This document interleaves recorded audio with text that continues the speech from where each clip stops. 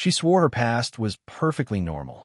But when Dr. Phil pressed her one last time, she broke. What she confessed made the entire studio fall silent. And it changed her life forever. Alyssa sat on the stage with her hands folded so tightly her knuckles had turned white. From the very first minute, something about her story felt off. She spoke softly, almost rehearsed, like she'd memorized every line of her past, but didn't actually feel any of it. And Dr. Phil noticed. He always does. Every time she answered one question, a new contradiction slipped out. A detail changed. A memory became blurry. A timeline didn't match. At first, the audience assumed it was nerves. But nerves don't rewrite entire childhoods. The cameras kept rolling as Dr. Phil leaned forward, looking at her the way he does when he senses someone is protecting themselves from the truth. And that is when her breathing shifted. Fast, shallow. Her eyes darted around as if the walls were closing in on her. She insisted she barely remembered anything before 13. She said it like a shield, like if she repeated enough, it would become a wall he couldn't climb. But Dr. Phil wasn't pushing to expose her. He was pushing to understand her. And sometimes understanding requires asking the one question a person hopes you'll never ask. He did. And the moment the words left his mouth, Alyssa froze. Her lips parted, but nothing came out. Something cracked inside her, quiet but devastating. A single tear slid down her cheek, and she whispered so softly, even the studio mics barely caught it. I can't do this. The entire studio held its breath. Even the boom operator stopped moving. It was one of those moments where the air changes, where everyone realizes they're witnessing something deeper than TV, something human. For a full second, Alyssa didn't look like a guest on a show. She looked like a person cornered by her own past. And Dr. Phil didn't push further. Not yet. He just watched, knowing a truth this heavy doesn't stay buried for long. But then she said something that sent a chill through the room. "It's not real," she whispered. "None of it is real." The producers exchanged looks. Dr. Phil's expression tightened, and the energy in the studio shifted from confusion to fear to an unsettling curiosity. Because when someone claims their entire life story isn't real, there are only two explanations. Either the truth is too painful to touch, or they've been living inside a lie so long they can't find the way out. Why would someone erase their own past? What was Alyssa running from? Or worse, who? The audience leaned in without meaning to. Because no matter what Alyssa said next, one thing was already clear. She wasn't just hiding something. She might be hiding everything. 3 weeks before the breakdown on stage, the studio was quiet. The kind of quiet that settles in before a storm. A junior producer named Mel sifted through the show's incoming messages, most of them people begging for help, attention, or a chance to tell their story. But one message stood out, not because it was dramatic, but because it was strangely empty. Alyssa's email was only 4 sentences long. "I need Dr. Phil to help me understand who I am. My mother lied about everything. I don't know what's true anymore. Please contact me before it's too late." No details. No examples. No backstory. Nothing. Most people overshare when they're desperate. Alyssa did the opposite, and that alone sent up a red flag. Mel forwarded the message to the senior team. Something about it didn't feel like manipulation or attention-seeking. It felt like someone riding from the edge of a cliff, gripping the last bit of hope with shaking hands. When producers called her, Alyssa sounded nervous but determined. She wouldn't explain what her mother supposedly lied about. She wouldn't describe any event from childhood, except for vague fragments that sounded like lines copied out of someone else's memory. Her answers were too clean, too polished, like she was holding index cards just out of sight. But the part that made the producers go silent was when she said, "Sometimes I wake up and I don't know if I dreamed my life or lived it." That sentence alone sent her case straight to Dr. Phil's desk. He spent 2 hours reviewing her file. He circled inconsistencies, dates that didn't match, stories that contradicted themselves. At one point, he even took off his glasses and sat back, thinking, Alyssa clearly needed help, but she also clearly wasn't telling the whole truth.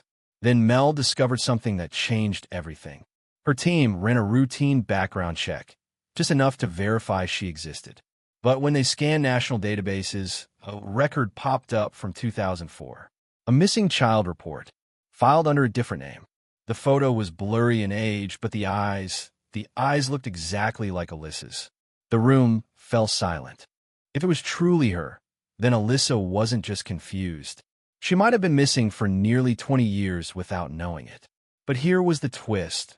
The report claimed the girl was taken from a small rural town almost 1,000 miles away from where Alyssa said she grew up.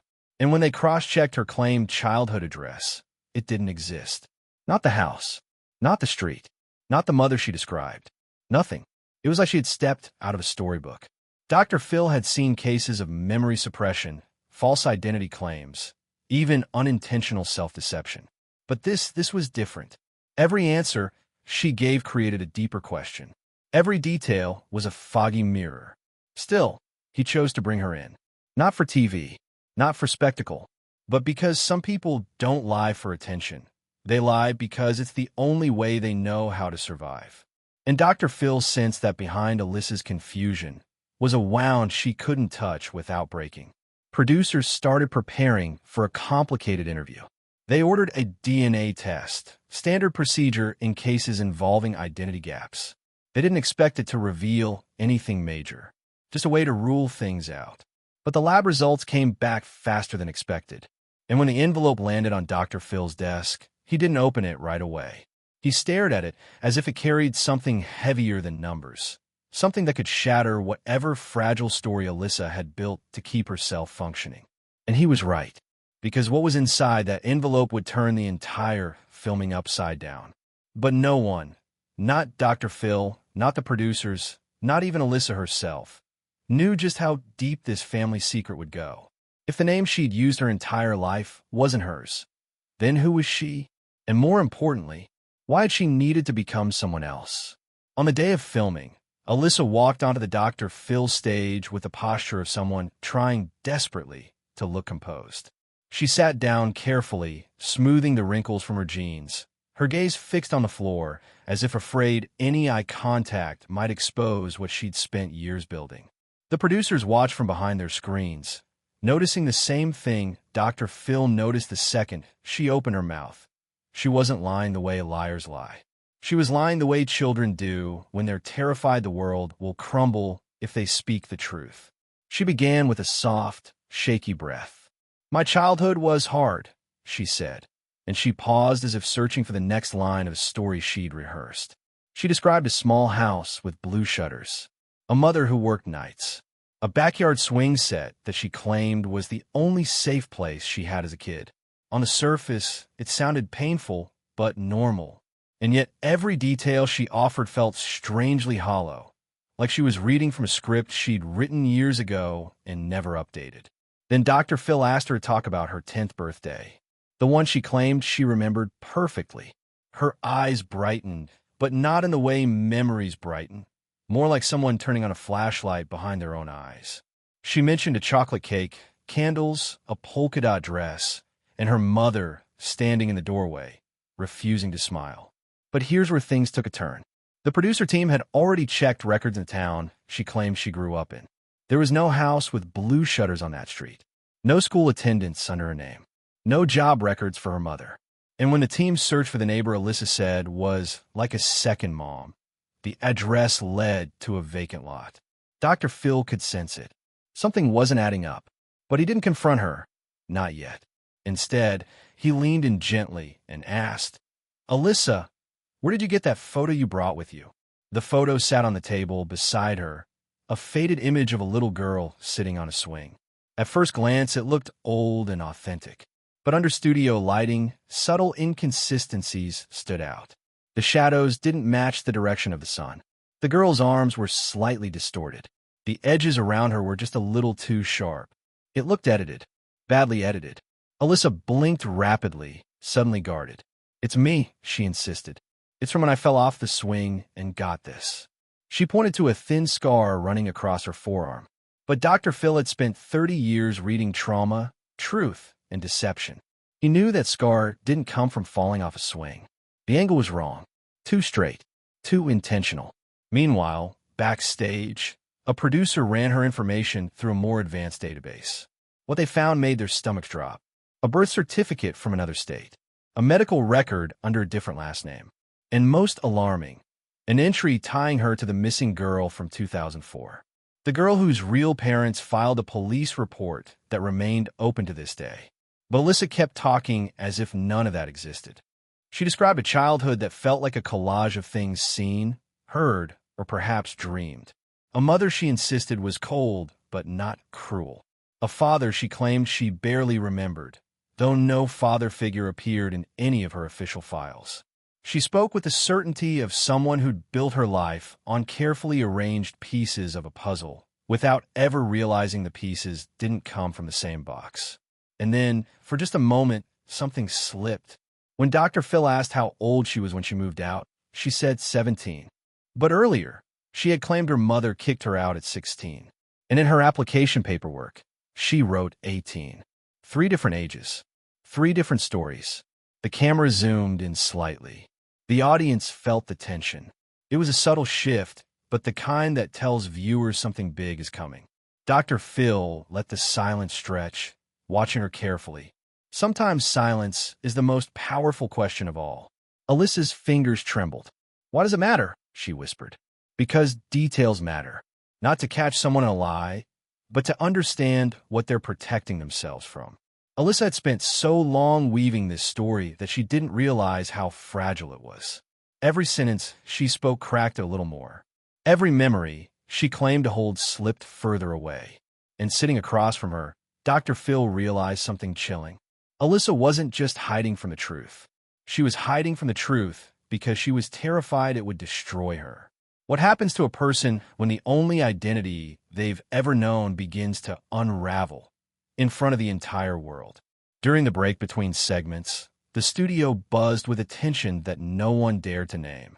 The audience whispered among themselves, unsure whether Alyssa was unstable, traumatized, deceptive, or something far more complicated. Backstage, a producer handed Dr. Phil a sealed, orange envelope, the kind that never appears on camera unless absolutely necessary, the kind that contains answers no one is fully prepared to hear. It was the DNA comparison report. Dr. Phil didn't open it immediately. He turned it over in his hands, feeling the weight of it, not physically, but emotionally. Papers don't weigh much, but the truth they carry can be heavy enough to crush someone. And if this envelope held what the producer suspected, it wasn't just going to crack Alyssa's story. It was going to shatter it. Meanwhile, Alyssa sat alone in a small room backstage, hugging her knees to her chest. A staff member hovered nearby, but she didn't speak. She just kept staring at her scar, tracing it with her thumb over and over again like she was trying to remember how it got there. Her breathing was fast and uneven. She looked like someone bracing for something she couldn't name. And in that small, brightly lit room, something about her began to change. Her voice, when she finally spoke, sounded distant. "Hello. I don't know why I can't remember things right," she said. "It's like they happened, but not to me." It was the first honest sentence she'd spoken all day. Back on the main stage, Dr. Phil pressed his fingers against the envelope again. He had seen dissociation many times before. He recognized the signs, the faraway stare, the fractured memories, the way Alyssa seemed to float in and out of her own story. People who experience deep trauma sometimes split themselves into pieces just to survive. But dissociation alone didn't explain the false documents, the missing records, or the photo manipulation. No, something else was happening. Something deeper. Something almost unfathomable. Finally, he broke the seal. Inside were 2 pages, a profile summary and a match result. The summary listed Alyssa's DNA markers, straightforward, scientific. But the match result was what made Dr. Phil's eyes widen slightly. It connected Alyssa's DNA not to the woman she claimed as her mother, but to another woman entirely. A woman who lived just 90 miles away. A woman who filed a missing persons report 20 years ago for her daughter, who would now be 28 years old. The same age Alyssa claimed to be. The report stated there was a 99.7% likelihood that Alyssa was this missing girl. The room seemed to shrink around him. This wasn't an identity crisis. This wasn't confusion. This wasn't someone exaggerating their past. This was a person who had been living under the wrong name for so long that she forgot, or forced herself to forget, who she really was. But then came the twist, the part that made even the seasoned producer step back. The biological mother was already in the air on a flight to Los Angeles. She was coming to the studio. She thought she was reuniting with a daughter who had been kidnapped.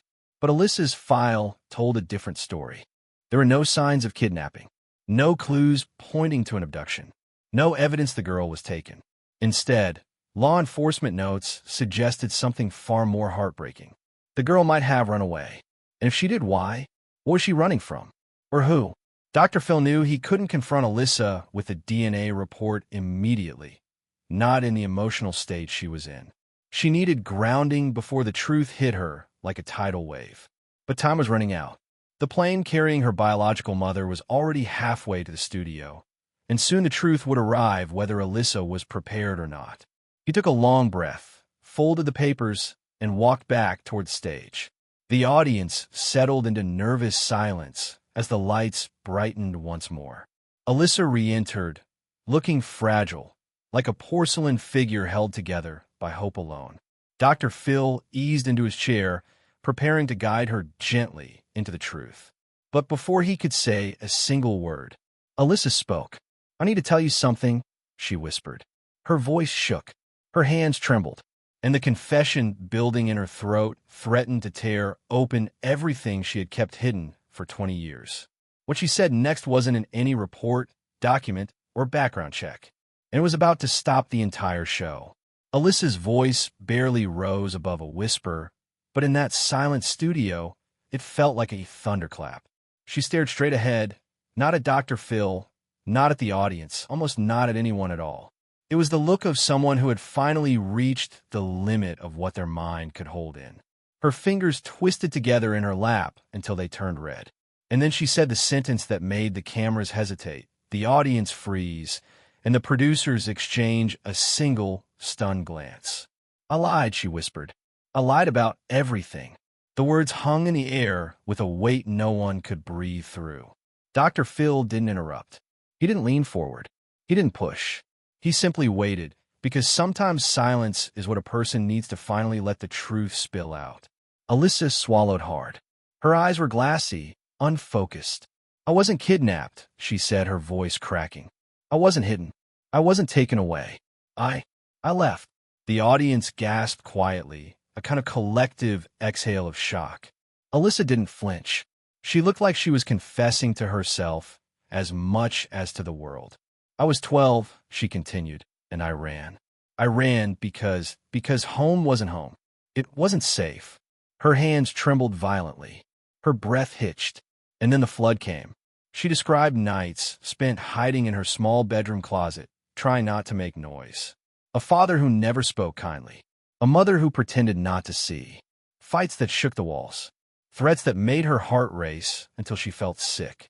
She described being told she was worthless so often that she started believing it. And one night, after another argument turned dangerous, she made a decision no child should ever have to make. She walked out the back door and never went back. The producers stood frozen, shocked, because her biological mother, the woman currently flying to the studio, was not abusive. Her file showed no history of violence, no social services reports, no police calls. In fact, everything suggested she was a loving single parent devastated by her daughter's disappearance. But trauma doesn't erase confusion. Trauma reshapes memories. What Alyssa remembered might not match the truth. Alyssa continued, her voice cracking like thin glass. "I wandered for almost a day before someone found me. A couple in town took me in. Not officially, not legally. They just said they'd help me. And I wanted a new life so badly. I didn't correct them when they assumed my name. I didn't stop them. I let them believe I was someone else." She had lived inside a borrowed identity for nearly 2 decades. Dr. Phil's face was somber, heavy with understanding, but also with concern. "Alyssa," he said gently, "did you believe the life you built was the real you?" She nodded quickly, her voice breaking. "I had to. If I didn't believe it, I'd fall apart. I couldn't be her again. I couldn't be that scared kid. Her breath stuttered. Tears streaked down her cheeks. The truth was unraveling her right there on stage. And every time someone asked about my childhood, she continued, I'd panic. So I made up pieces. A house with blue shutters. A birthday cake. A swing set. Things I wished I'd had. Things that sounded safe. That's why nothing matches. That's why it all falls apart when you look too close. The room was silent. Not dramatic silence, human silence.